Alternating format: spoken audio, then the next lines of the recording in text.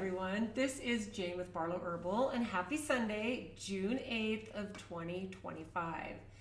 Now I had, as usual, some really good journaling came in, and mostly because of the situations that I put myself in or find myself in during the week between when I talked to you last time. And it's always interesting to me how thinking about them, writing about them, and then actually jumping on a video and talking about them solidifies a lot of things for me and kind of helps along my own personal journey of growth and walking through this world and trying to figure it all out, right? So the three biggest things that came in were my need to control a situation, the stories I tell myself, and then the interesting thing that I think we all do as human beings until we have figured out, and that is how we judge other people and how they're walking through the world, living their life and telling their own stories and everything. We judge that. And I caught myself doing and being in all of these situations this past week. So the very first thing that I wrote down was this: why do I have to always be in control?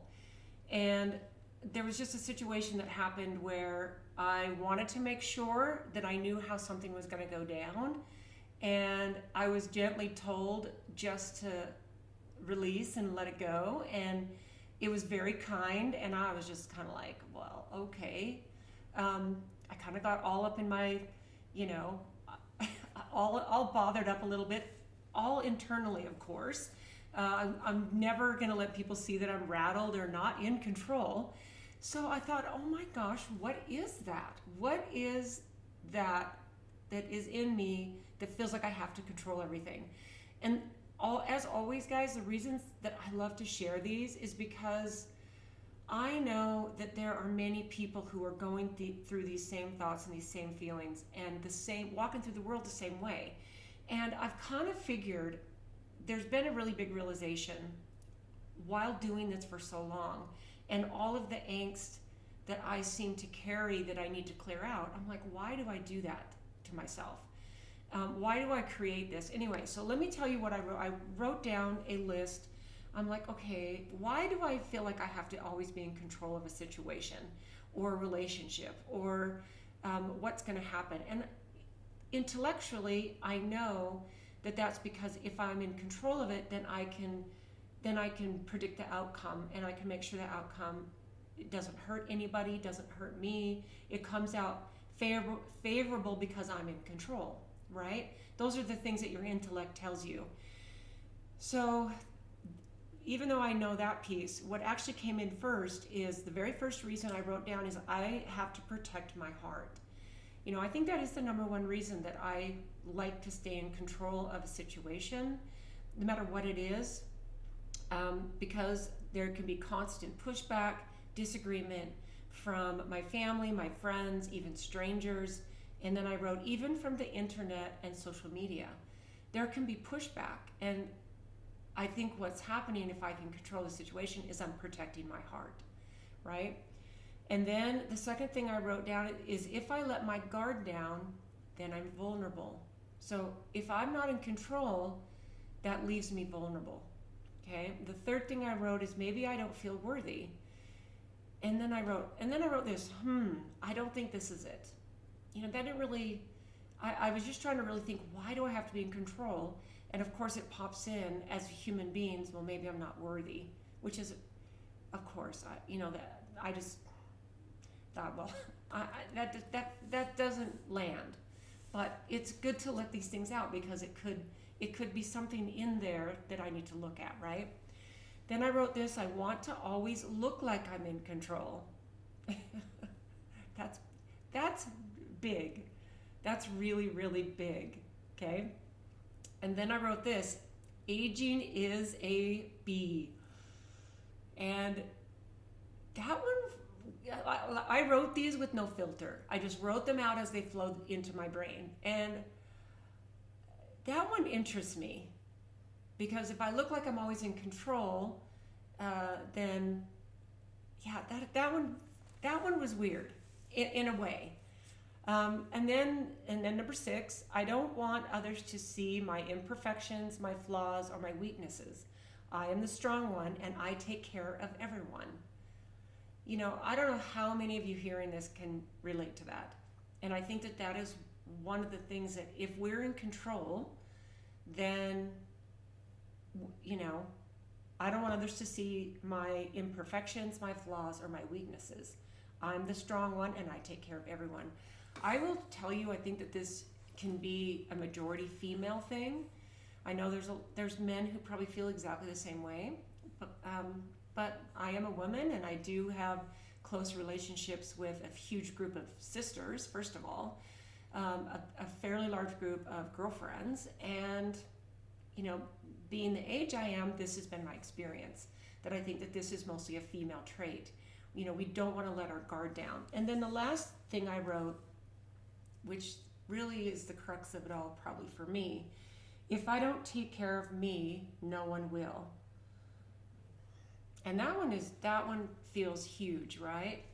If I don't take care of myself, who will? And I think that this can reach a little bit of a dangerous thing. And I only say that because if you think about getting to the end of our life where we are going to need help, or we get in a situation where physically maybe we get something, maybe we break a leg, maybe we get in an accident that takes us down for a minute, we have to let others take care of us. And for people like me, who always has to be in control and take care of everyone else at the expense of myself, for all these reasons listed, this is something to probably really work on and practice and think about, because sometimes we get forced into that situation. And so that was kind of my little thought process and day of talking about why do I feel like I always have to be in control. And that was actually a really cool, very short exercise, because I realized that I don't have to always be in control, but it's a work in progress. This is not something I can just right away go, oh, I don't need to do all that. This is a work in process, even if you, especially if you are a person who is used to being in control, used to dictating outcomes. I have things right now that in my life, and I kind of have to give myself some props. There's some things that are way beyond my control that are massive and huge and kind of still hanging over my head, and I'm not in control of it at all. And it's interesting, so I have to give myself props for that. Okay, so then on another day, I wrote, we give our power away to people who bother us. And this is what made me think about this, is the idea that we judge people. We judge people that are doing something that we don't agree with. And you can take a look at the last 5.5 years, and look what's happened with the world, with all of the things, with the pandemic and with the politics and with the divisiveness and the way people are choosing to throw up their support, whether it be put a flag up outside their house or choose to get something you wouldn't get. Like, why do we let people who bother us take our power away? That to me is really interesting. And then here's what I wrote. The stories we tell become our truth. Okay, so if we tell our stories about things, it becomes true, and then we become attached. We tell stories about our birth, our religion, our health, and our genetics. We say, oh, this is in my genes. And you don't know how many times I hear this. Almost every single time I talk to somebody on the phone, a customer, a person who is reaching out, maybe a friend or a close friend, or a friend of a sister or whoever is reaching out to me for maybe some life advice or some herbal advice or whatever, that it's amazing what I hear almost on a consistent basis over and over as far as their story is, it's in their genetics. And these are all the stories that we tell about ourselves. What our birth, we have a birth story. We can rewrite our stories. And if you've ever gone through an exercise of rewriting a story that you've let define you, it is powerful. We make an assumption that we can't change our story, but we can always change our story, always.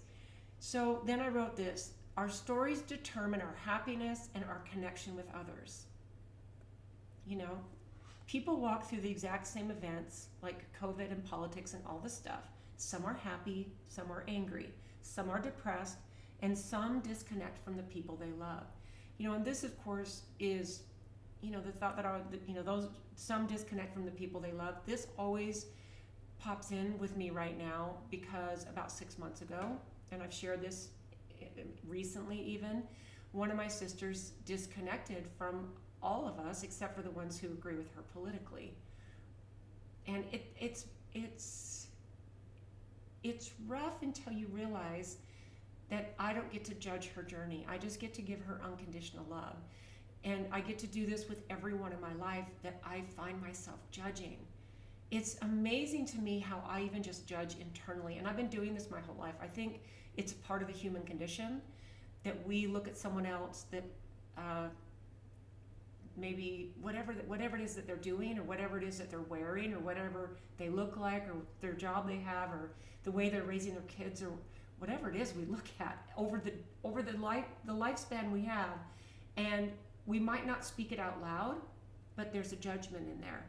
And I will tell you, the reason that this came up so powerfully for me is I was having a moment of just some tough stuff. It was right after my little need to control moment, and I met with a really good friend who I've known for 20 years. One of my favorite people in the world. We meet for tea as often as we can, and we met all through COVID. One of my dearest, most lovely friends, who I know that I can sit down and just be me. And what's interesting is, as I've walked through this whole last 5 years in a ton of angst, totally judging other people, getting all worked up about the things I can't control, or the things I can control, or whatever it is, when we have a back and forth, and I sit with this person, and I let all my stuff out, and then I get the listening, I get the advice, I get the acceptance, and I get I get all of the things that I get out of this friendship, which is so deep and beautiful. When I actually met with my friend on Monday, and I just let all this stuff off my chest, which always makes me feel better, but the unconditional love and acceptance of my journey with no judgment, it like hit me over the head like a hammer. And I had this realization, and I said, oh my gosh. I mean, it made me start crying, because I aspire to be that. I aspire to be the kind of person who doesn't judge. In my mind, I'll tell you, I judge people. And I think I'm not trying to beat myself up here, because I think we all do this to some extent. But this friend is so pure and is so full of unconditional love that it blew me away. Physically, I was just shaken a little bit with such an incredible thing. Everyone needs a friend like this in their life, and I'm so grateful. So that's what made this come in. You know, people walk through the exact same events. We all walk through the same events, but it's our need to control everything. It's the stories we tell, and then the freaking judgment we put on other people, instead of just letting them walk through it how they're supposed to. You know, I know people who walked through the pandemic happy as a clam, and I was the most angst-ridden person on the planet. I could not believe that people were acquiescing and people were giving away their freedoms, and I suffered. I suffered so greatly. Oh, many of you can probably relate to that. So then I wrote this, the stories we tell ourselves. And I wrote that at the top of the page of journaling, and then I wrote down a whole list. I wrote down a whole list of the stories that I tell myself. And it was a big page with very dense stuff. So then I wrote this: what would my life need to look like for me to be happy? Fully happy. I have everything I want or need. And then I made a list of everything. I feel that my health could be a little better.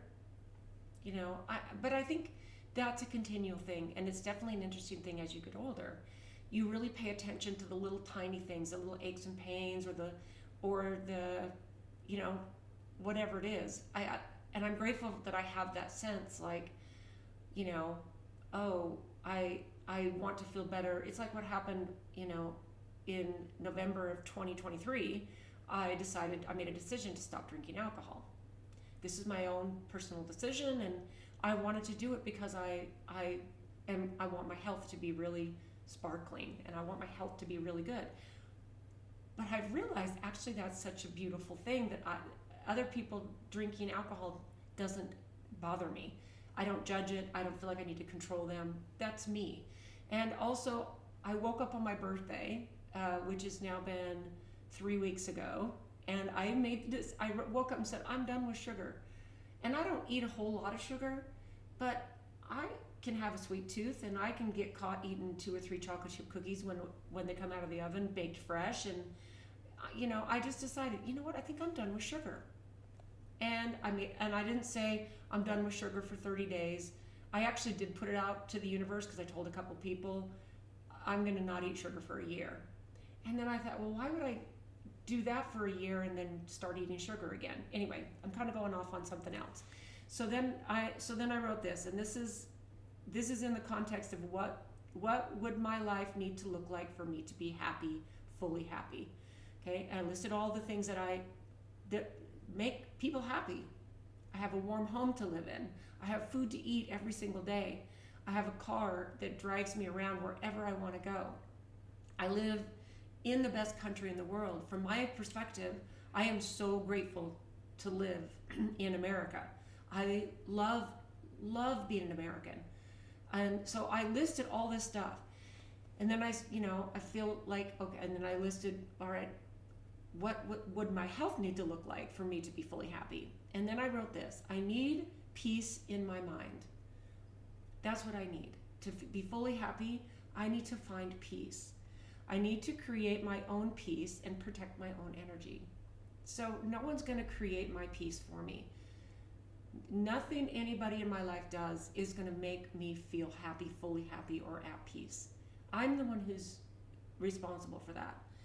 Can I find peace without going somewhere?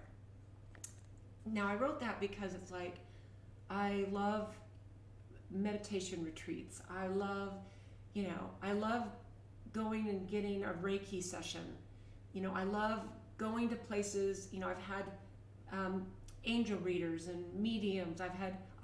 Over the years, over probably 30 years, I've connected because what I'm looking for is someone to tell me why I should be happy, or the path of my life, what my path looks like, right? So that's why I wrote that. Can I find peace without going somewhere? Isn't the point choice? That's what I wrote. Choosing to be happy regardless. Okay? It can be easier to let people treat me and my generosity and my need to keep the peace and all this stuff than to say what I needed to say. And I think, that I wrote that because I think what happens is it feels easier to keep the peace, but there's things that I need to say to get off my chest, and that affects my health. Or I've noticed there's things that if I say what I need to say, I've had chronic pain in the past, and that's why I connected with the author of The Great Pain Deception, Stephen Ozanic. This is such a beautiful time to bring this man up. He lives in Ohio. I connected with him in 2014, so I've known him for over 10 years. And I had a consultation with him. I picked up his book and read his book, and it absolutely floored me. And so I've interviewed him 6 times on my YouTube channel. So if you go to my YouTube channel, there's a playlist of all 6 of the interviews. And to me, this is a puzzle piece that's missing in our desire for vibrant health and to be pain-free, is healing the emotional piece, right? And sometimes there's things you need to say that you just hold in and you stuff down, and your body creates physical pain to distract you from the emotional pain. It might just be perfectionism. That was one of my biggest things, is perfectionism. So Sometimes I've tried to say what I need to say, and there are people in my life who can manipulate me emotionally, because I can be a very empathetic and compassionate person. I want to make people happy. I want to help people. And so you have to learn these things about yourself and then learn how to navigate that, right? So what I'm going to end with is this. I have a few questions that I wrote down, and I really love the idea that's been kind of coming out as far as these being journal prompts. So I wrote down some questions, and I'm going to go through them fairly quickly. This is perfect. We're at 20 minutes. So, and again, I will put these, I'm going to put these in the email that I send with a link to this video. So if you are not on my email list, I encourage you to jump over to barlowherbal.com. There's a little opt-in button. I don't spam you. I put out an email on Thursday, and I put out an email on Sunday. And I try to do something that's going to provide you some value. So I'm going to put these journal prompts in the email so that you can, hopefully these resonate with you, and you can, have some reflections that will help you navigate the world, the way I'm navigating it. Okay, so these questions revolve around truth, control, and freedom. So judgment too, and the stories we tell us. So when was the last time you allowed someone else to carry an emotional load? Now this is really, really huge for me, because I'm the strong one. I'm the one who always carries it. And it's really rare that I don't let someone else carry an emotional load. So that is something I'm really working on. When was the last time you asked for help without resenting it or feeling guilty? So there's a double-edged sword there, right? You can ask for help and then feel resentful, or you can ask for help and feel guilty about it.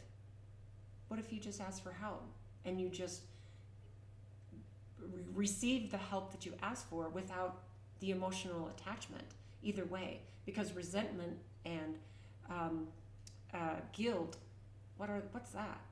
And I'm guilty of that. When did you last sit in your imperfection and still feel worthy? That one is so beautiful. We are all imperfect. We're imperfect in this human form. So I say that with the whole caveat that we are divine sparks of pure love and pure consciousness. We are a piece of God. We are a piece of the Creator. And in that piece of us is absolutely perfect. In this human life, with this human experience we're all having, there's where we can take a look and say, this is where the imperfections are. But I think that's where the beauty is. In fact, one of the things I talked about last week was the idea of AI coming in and creating art, an art that is perfect, where all the lines are flowy and they match and they're equally balanced and the colors are perfection, and that's not what makes that perfect or worthy to hang up on your wall. What makes something actually worthy, from my perspective, is when it's created by humans with all of the things that we would call imperfections. So maybe an imperfection is the wrong word. We are just automatically worthy. That one, wow. Whose voice is narrating your inner story? Where is that? Where did that come from? What story? The stories we tell ourselves. Did your mother tell you a traumatic birth story, and maybe you've been told that all the women in your family have this type of cancer or disease, and that's someone else's story. That doesn't have to be your story. That doesn't have to be your story. What role were you cast in, and did you ever audition for something else?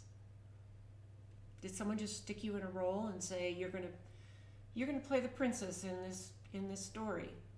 And maybe the princess is a good role, but take any role that you've put yourself in and ask yourself, did you audition for that?